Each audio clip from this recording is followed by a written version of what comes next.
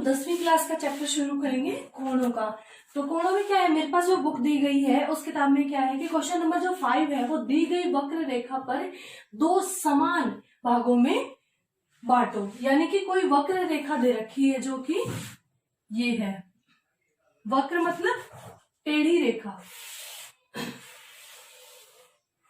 जब रेखाओं के बारे में हमने पढ़ा था तो हमने वक्र रेखा के बारे में भी बताया था कि जो रेखाएं टेढ़ा मेढ़ा आकार लिए हुए होती है वो होती वक्र रेखा। यानी कि ए तथा बी ये एक वक्र रेखा है जो कि अर्धचाप में है। अब इसको हम दो समान भागों में बांटेंगे। तो दो समान भागों में बांटने के लिए हमें क्या चाहिए, प्रकार चाहिए।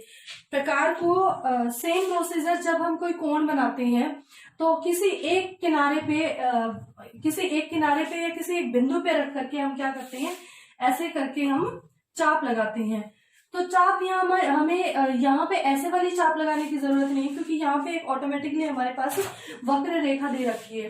तो इस वक्र रेखा को दो बराबर हिस्सों में बांटने के लिए हम क्या करेंगे, प्रकार को अपनी मर्जी के अकॉर्डिंग इस रेखा से कम, यानी कि ये जो इतनी रेखा है इससे कम हिस्से तक हम अपने प्रकार को ओपन कर लेंगे और रेखा के अनुमानतः आधे हिस्से से ज्यादा हम प्रकार को खोलेंगे। तो अनुमानतः ज्यादा, यानी कि अनुमानतः ये हो गया ज्यादा। यहाँ पे ये मैंने रेखा बड़ी ली है, अगर हम रेखा छोटी लेंगे तो ये प्रकार अपनी पूरी भूमिका निभा पाएगा। देखो छोटी रेखा लेते हैं हम यहाँ पे,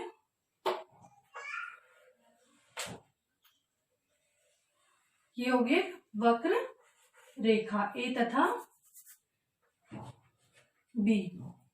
अब इसको दो समान हिस्सों में बांटने के लिए प्रकार को हम ओपन कर लिया हमने। मान लो इसमें हमने पेंसिल डाली है, इतना ओपन हो गया। अब क्या करेंगे, हमने लेना प्रकार की सहायता से, यहां से हमने एक ऐसे करके चाप लगाई, सेम यहां से हमने एक ऐसे करके चाप लगाई। ये जो चाप में बिंदु एक दूसरे को जो मिलाएंगे,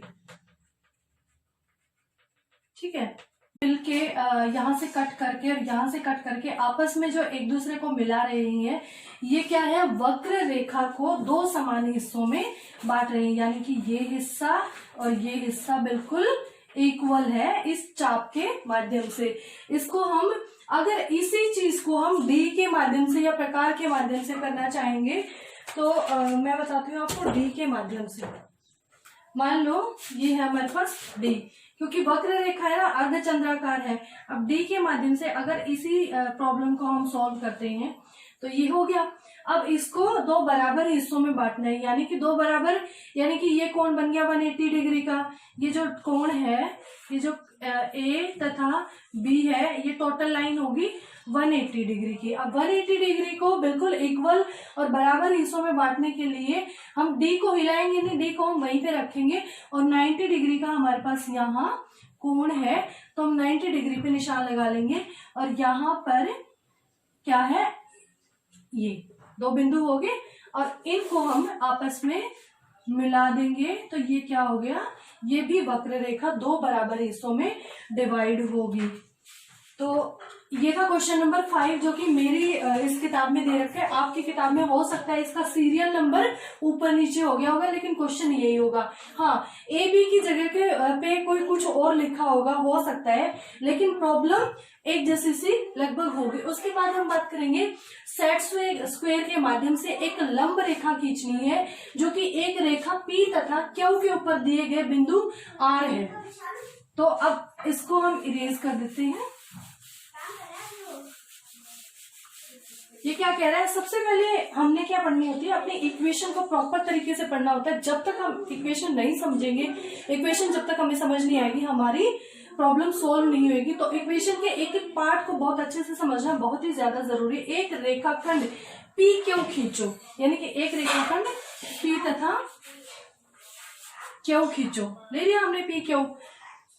सेट स्क्वायर के माध्यम से लंब खींचना है, ये लाइन को हम क्या करेंगे, अभी छोड़ देंगे। सबसे पहले हमने क्या करना है, एक रेखा खींचनी है पी क्यू, जो कि हमने ले ली है। अब आर, एक बिंदु आर लो, कोई बिंदु, अब ये क्या कह रहा है, कोई बिंदु आर लो जो कि पी के ऊपर है।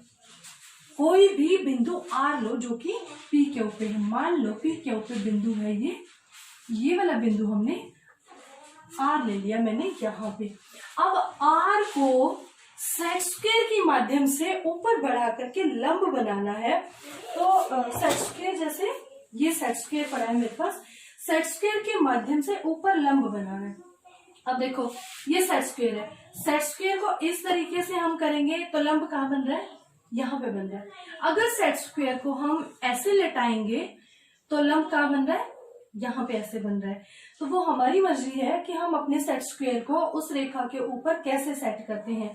चलो हम इस सेट स्क्वायर को उठा करके और ऐसे करके ये पी क्यू रेखा के ऊपर आर बिंदु पे हमने सेट स्क्वायर को बिल्कुल स्ट्रेट सेट कर दिया है। और अब हम क्या करते हैं, डॉटेड एक लाइन बना देते हैं।